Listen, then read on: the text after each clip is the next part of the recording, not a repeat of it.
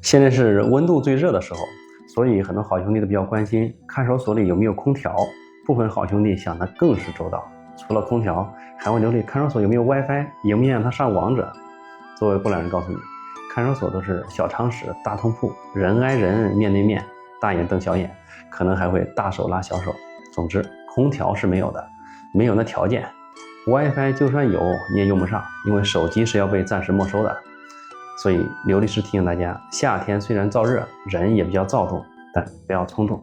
万一进了看守所，再怎么有个性和味道的人，进去待上几天，都只会剩下2种味道：脚臭味和汗臭味。